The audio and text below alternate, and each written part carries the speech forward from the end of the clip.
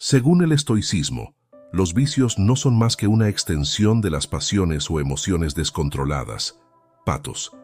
Son respuestas que carecen de autocontrol y virtud. En esta filosofía se valora profundamente el uso de la razón y la distinción entre el bien y el mal, promoviendo que actuemos como seres racionales en lugar de dejarnos llevar por impulsos animales. Para lograrlo, es útil comprender las virtudes estoicas y cuándo ponerlas en práctica. Es importante tener en cuenta que, para los estoicos, los vicios están relacionados con lo que denominan indiferentes. Estos vicios representan indiferentes que han alcanzado un nivel desmedido, en el que la mente ya no tiene la capacidad suficiente para resistir su influencia. No obstante, existen alternativas, incluso cuando nos sentimos dominados por nuestras adicciones. El primer paso es reconocer y aceptar nuestros vicios o adicciones. Esto puede ser un proceso difícil y lleva más o menos tiempo dependiendo de la persona. Sin esa identificación, no es posible ponerles fin. Por ello, es fundamental empezar identificándolos uno por uno, sin juzgarnos ni desvalorizarnos, simplemente reconociéndolos con sinceridad. Cuando Séneca escribió su tratado sobre la vida feliz, mencionó a varios críticos anónimos que lo acusaban de no practicar lo que predicaba en sus textos filosóficos. Sin embargo, Séneca tenía una respuesta para esas críticas. Aceptaba que no era sabio y afirmaba que tampoco llegaría a serlo, pero eso no significaba que no buscara mejorar. Señalaba que su objetivo no era alcanzar la perfección, sino ser mejor que aquellos que actuaban mal, y que su progreso consistía en reducir cada día un poco sus vicios y corregir sus errores. Este acto de reconocer y minimizar sus faltas era, para él, un avance hacia una vida mejor. Para un estoico, menos es más, y en esa reducción de los vicios se encuentra el verdadero placer. En este contexto, un vicio es el deseo. Caemos en vicios y adicciones porque nos proporcionan placer. Como personas racionales, sabemos que los placeres pueden ser intensos al principio, pero a largo plazo tienen el potencial de volverse destructivos. Estos placeres nos esclavizan, suprimen nuestro razonamiento y nos hunden en situaciones de las que es difícil escapar. Sin embargo, surge la pregunta: ¿por qué deseamos tanto?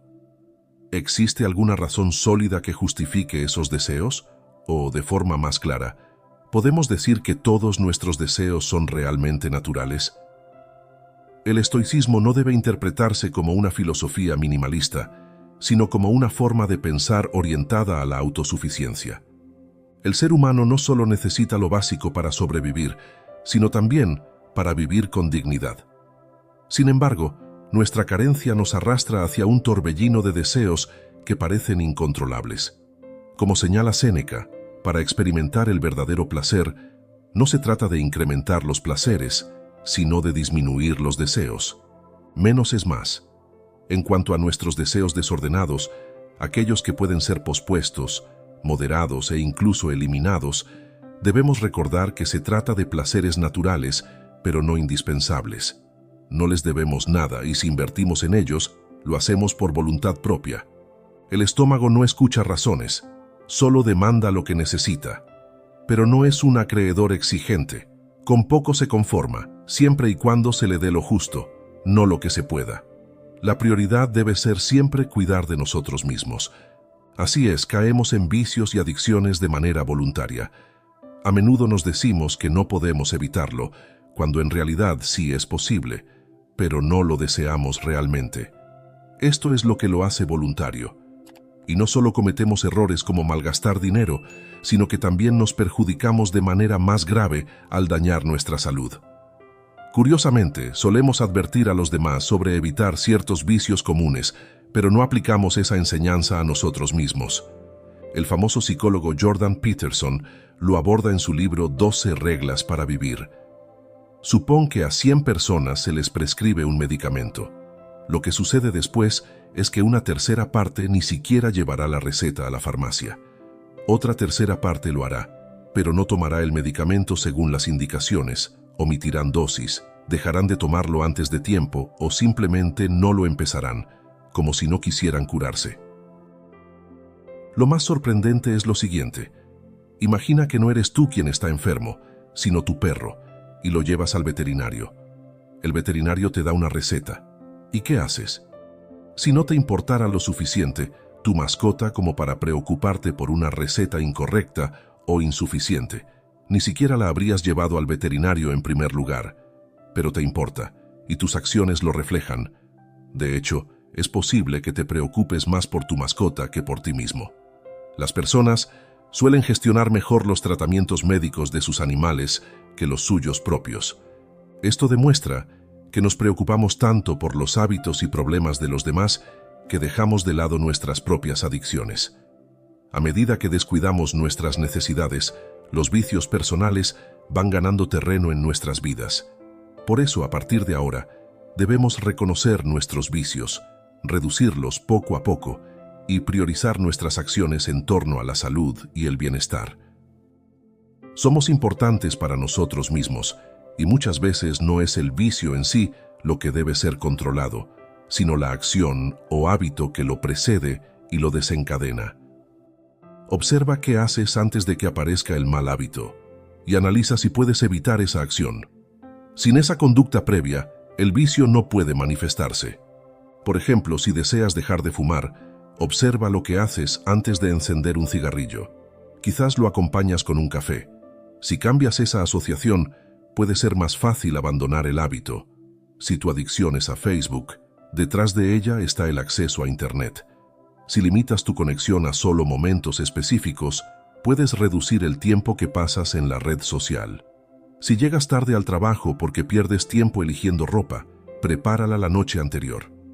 En el caso de las drogas, tal vez sean tus amigos quienes te impulsan a ello. Sin esa compañía, es posible que la adicción no persista. Estos son ejemplos sencillos, pero la idea principal es que a menudo pensamos que dejar un mal hábito es muy complicado, cuando en realidad estamos concentrando nuestros esfuerzos en el lugar equivocado. Siempre hay una acción que precede al vicio, y si puedes evitarla, entonces tendrás más posibilidades de dejar el mal hábito. Reflexiona sobre lo que antecede a tu vicio, y si es posible, evítalo. Si no puedes hacerlo, comienza por sustituir esa acción con una que contrarreste el vicio. El estrés, el aburrimiento, la soledad y la falta de ocupación son circunstancias que fomentan toda clase de vicios y adicciones, pues nos impulsan a buscar consuelo en algo placentero. Cuando estás aburrido en casa, nuestra naturaleza busca inevitablemente algo entretenido, que, en muchos casos, termina siendo adictivo. Aunque estas situaciones pueden parecer inofensivas, su capacidad de generar placer fácilmente lleva a la adicción. La soledad también juega un papel importante. Cuando no tienes nada que hacer, la ansiedad aumenta y sientes el impulso de fumar o comer compulsivamente. En estos casos, la solución ideal es mantenerse ocupado. Cuando estás inmerso en actividades, no hay espacio para los vicios, pero cuando no tienes nada que hacer, la mente se llena de pensamientos, deseos y fantasías que pueden influir negativamente en tus decisiones. Todo lo que permanece quieto se deteriora. Un agua estancada se pudre. Un electrodoméstico sin uso se oxida. Una madera olvidada se llena de insectos. De manera similar, un ser humano inactivo es más vulnerable a pensamientos negativos, deseos y fantasías dañinas. Para evitarlo, es fundamental mantenerse ocupado. No permitas que tu mente se llene de ideas que fomenten un mal hábito, pues éstas lentamente alteran tu pensamiento y te acercan a caer en ese vicio. Tan pronto como identifiques algo que te recuerda a tu vicio, abandona esa actividad y busca hacer algo diferente. Cuando sientas que una idea persiste en tu mente para satisfacer el vicio, lo mejor es detenerla de inmediato, suspender lo que estés haciendo y llevar tu mente a un estado de calma y relajación. Así te aseguras de que no quede ningún rastro de ese deseo, porque si permites que esa idea continúe, tarde o temprano terminarás cediendo. Las actividades repetidas durante mucho tiempo suelen volverse automáticas y pasan al subconsciente, manifestándose sin que las desees conscientemente. Superar un hábito, especialmente uno que llevas practicando desde la infancia, como morderte las uñas, Es un reto porque ocurre de manera inconsciente. Lo superarás en la medida en que te vuelvas consciente de cómo empieza a surgir, de esos pequeños pensamientos que alimentan el vicio. Debes aprender a identificar todas las situaciones que disparan ese comportamiento automático, y una vez que las reconozcas, te será mucho más fácil controlarlas.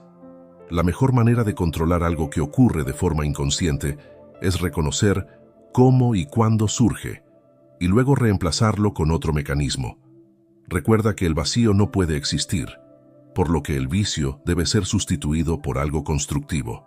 Si puedes dedicar un momento cada mañana para analizar las situaciones que desencadenan tu hábito y mentalizarte de que puedes superarlo, estarás mejor preparado para vencer esa fuerza mecánica.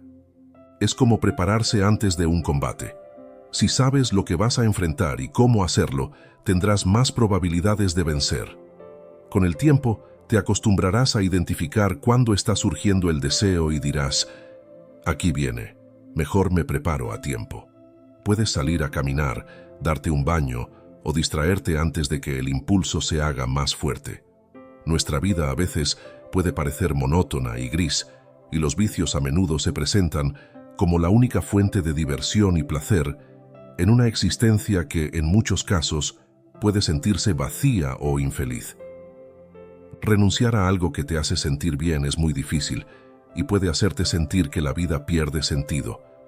Un vicio puede consumir gran parte de tu tiempo y dejarlo te deja con mucho tiempo libre que no sabes cómo llenar.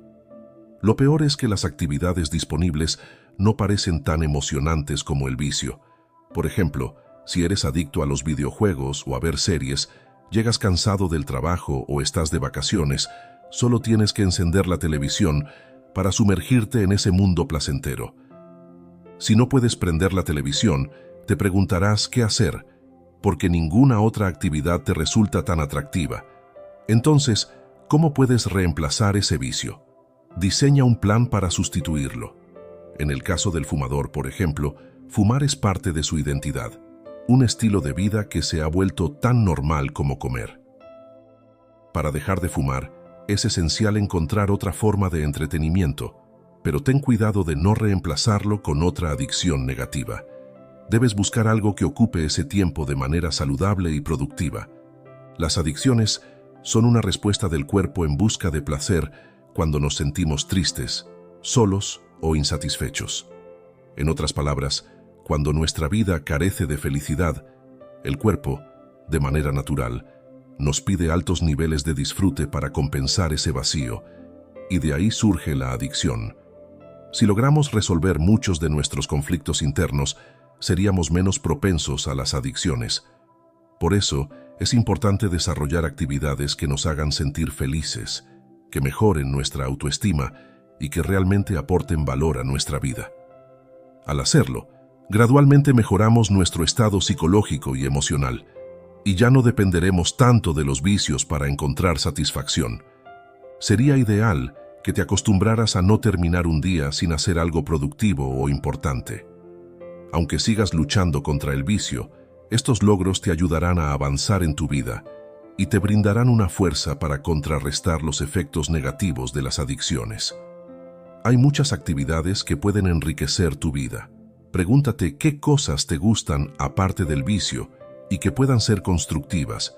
Por ejemplo, podrías practicar un arte marcial, nadar, andar en bicicleta, aprender a tocar un instrumento musical, pintar, practicar magia o hacer figuras con papel, entre otras cosas.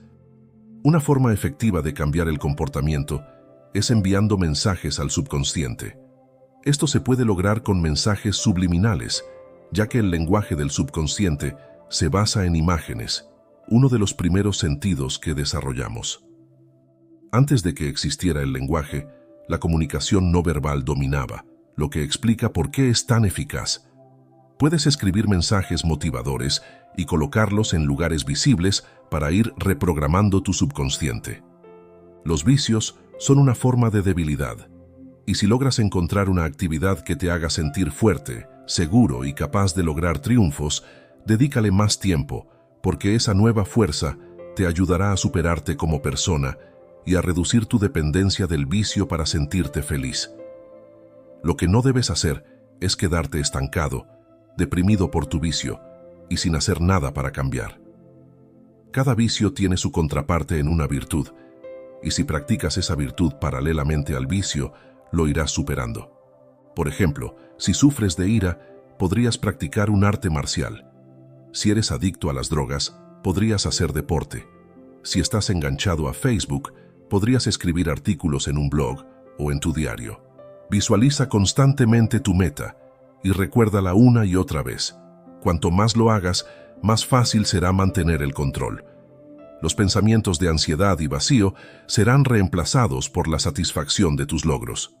Lo ideal es que pases mucho tiempo enfocándote en tus metas, en la recompensa de tu esfuerzo y en lo cerca que estás de alcanzarlas. Cuando sientas la tentación de caer en el vicio, ese pensamiento de logro te dará una fuerza adicional para resistir. En momentos de soledad o cuando tengas tiempo libre, sueña con las virtudes que quieres desarrollar. Imagina lo bien que te sentirás cuando seas una persona con poder, dignidad y admiración. Empieza a disfrutar de esa idea. Encuentra qué virtud te apasiona y úsalas a tu favor. Si eres una persona orgullosa, apela a la dignidad. Si te gusta llamar la atención, piensa en el poder que puedes tener sobre ti mismo. Acostúmbrate a enviar mensajes a tu subconsciente durante el día, antes de que surja el vicio o después de haber caído en él. Imagina que, cuando aparece un pensamiento vicioso, lo borras con un borrador de tiza. Visualiza tu vicio como un instinto representado por un animal al que tienes amarrado y controlado, escondido en las profundidades oscuras de tu subconsciente, y al que dejas morir de hambre al no alimentarlo más. A modo simbólico, cuando sientas que el impulso del vicio comienza a aparecer, puedes aferrarte físicamente a algo, como una señal de que no permitirás ser arrastrado por ese deseo. Este tipo de gestos ayudan a programar el subconsciente a través de símbolos e imágenes, permitiendo insertar una intención consciente en un comportamiento automático. En el estoicismo, los vicios se consideran triviales, no por falta de inteligencia, sino porque requieren menos sabiduría que el control racional y la virtud. De hecho, el epicureísmo, aunque basado en el placer, también exige inteligencia para ser practicado, debido a su enfoque pragmático. No podemos olvidar una idea clave que destacó el filósofo y neurólogo Viktor Frankl. Nuestras metas y propósitos son los que definen nuestros límites como seres humanos. Una vida centrada únicamente en la búsqueda del placer y la evitación del dolor es, en última instancia, una vida vacía. El vicio predomina en las personas que no cultivan la sabiduría, es decir, aquellos que no desarrollan la capacidad de cuestionarse ni de reflexionar más allá de sus deseos inmediatos. Estas personas son más vulnerables a ser manipuladas por sus pasiones, sin conciencia de que están atrapadas en sus propios sentidos.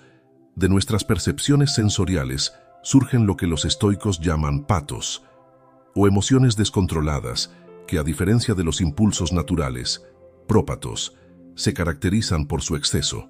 Cada día, el ser humano genera entre 60.000 y 70.000 pensamientos, lo suficiente como para llenar un libro de unas 180 páginas diariamente.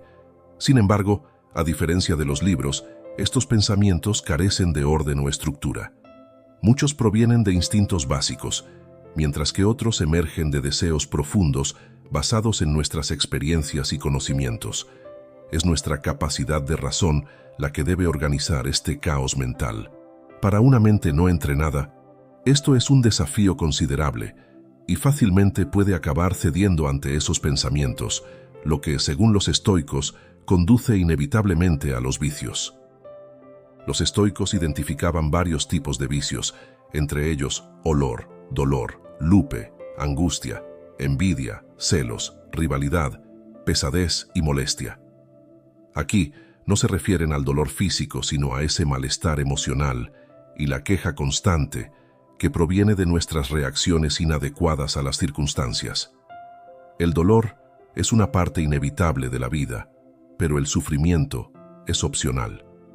Cuando enfrentamos situaciones que nos provocan dolor, tenemos la oportunidad de analizar nuestras respuestas especialmente en circunstancias que están fuera de nuestro control. Aprender a manejar nuestras reacciones frente al dolor es una de las mejores formas de crecimiento personal. Expresiones como la envidia y los celos son en realidad manifestaciones de dolor emocional que pueden ser trabajadas y superadas. Dentro de cada uno de nosotros existe una capacidad inmensa para la bondad, para dar sin esperar nada a cambio, para escuchar sin emitir juicios y para amar sin condiciones. Como enseñó Esquilo, quien vivió entre el 525 y el 456 a.C., pocos hombres pueden amar a un amigo cuya fortuna prospera sin sentir envidia. Y es que la envidia envuelve la mente en un veneno frío, duplicando el dolor que la vida ya inflige. Aquellos que sufren por envidia no solo deben lidiar con sus propias heridas, sino que también ven la alegría ajena como una maldición.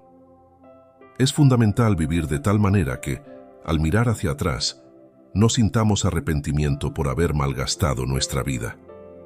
Vive de tal forma que no te lamentes por lo que has hecho, ni desees haber actuado de manera distinta. Vive con honestidad y plenitud. Vive. El placer, edoné, el deleite, el goce por el mal ajeno, el éxtasis y el embelesamiento son tentaciones que nos pueden desviar del camino. La lujuria no se refiere únicamente al deseo sexual, sino también al exceso en cualquier cosa que excite o estimule los sentidos. Hoy, te recomendamos leer la Biblia, un texto lleno de mensajes que, leídos con atención, pueden enseñarnos a vivir de forma más independiente de los deseos de los demás y a centrarnos en lo que verdaderamente importa. Para los estoicos, dejarse llevar por la lujuria era un acto vacío. Esto no significa que no disfrutaran de los placeres de los sentidos. De hecho, muchos de ellos llevaron vidas hedonistas en su juventud. Sin embargo, las consecuencias de esas pasiones fueron bien reflejadas en las obras de Séneca, quien ofrece múltiples lecciones para aprender de esos errores. El emperador Marco Aurelio afirmó: «El ambicioso pretende que su felicidad dependa de los demás, el lujurioso de sus pasiones y el sabio de sus propios actos».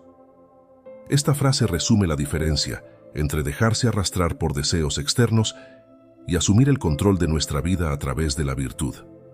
El miedo, fugaz, al igual que el dolor, la ansiedad, la vergüenza, el espanto y la agonía mental, son emociones que también juegan un papel central en nuestras vidas. El miedo es una parte intrínseca de nuestro ser, profundamente arraigado en nuestra antropología, tanto que muchas veces nos impide ver con claridad. Sin embargo, al igual que el dolor, el miedo es un indicador de que algo no está funcionando como debería. Si comprendemos las causas de nuestro dolor, podemos corregirlas y así fortalecernos. Aunque siempre habrá personas que prefieran evitar esa reflexión y optar por soluciones temporales, como una pastilla, en lugar de abordar la causa real. Sabemos bien lo que sucede cuando evitamos enfrentar nuestros problemas. Las soluciones superficiales no traen crecimiento ni transformación. Respecto al miedo, la información que tenemos ha sido más limitada, ya que no fue hasta el siglo pasado que las emociones comenzaron a estudiarse en profundidad.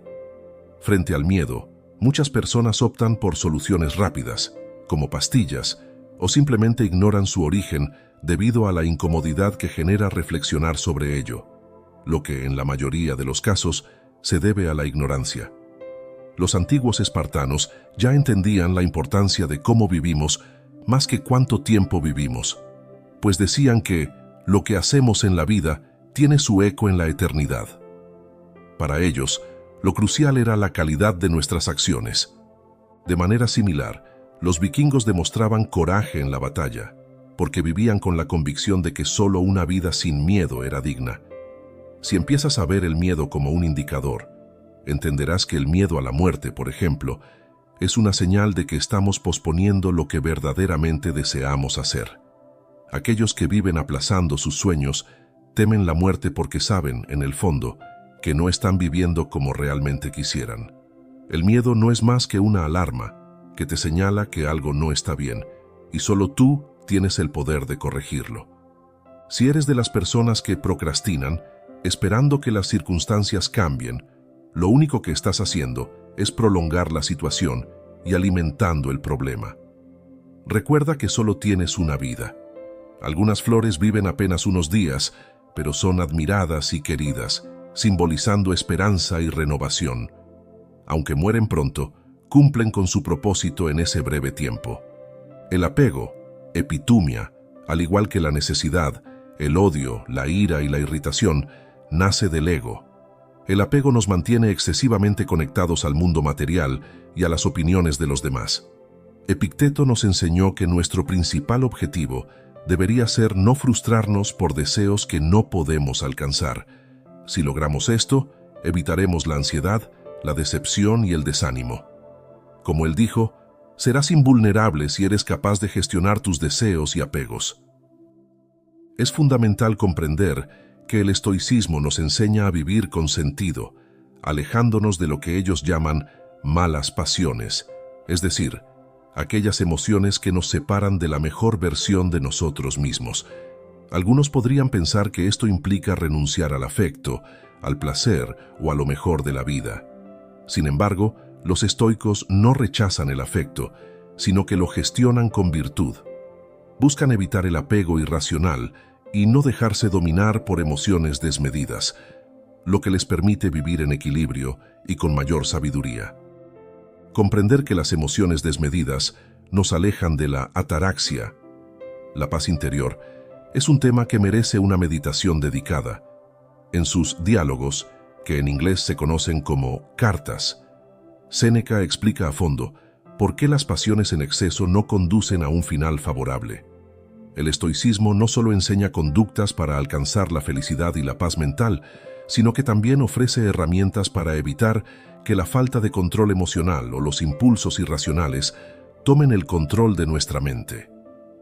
Tener un carácter fuerte y una personalidad sólida es clave para no caer en la trampa del placer inmediato o la gratificación instantánea, lo que nos permite ser dueños de nuestras acciones. Aunque han pasado siglos, los seres humanos seguimos enfrentándonos a momentos de debilidad moral. En la educación formal se enseñan materias como matemáticas o idiomas, pero rara vez se abordan enseñanzas sobre la gestión emocional y cómo los seres humanos pueden controlar sus emociones, algo esencial para una vida equilibrada. Gracias por llegar hasta el final. ¿Crees que aplicando las ideas estoicas podrías superar los vicios que enfrentas? Estaré atento a tus comentarios. No olvides dejar un me gusta, suscribirte al canal y activar las notificaciones. Nos veremos nuevamente con más lecciones estoicas para la vida cotidiana.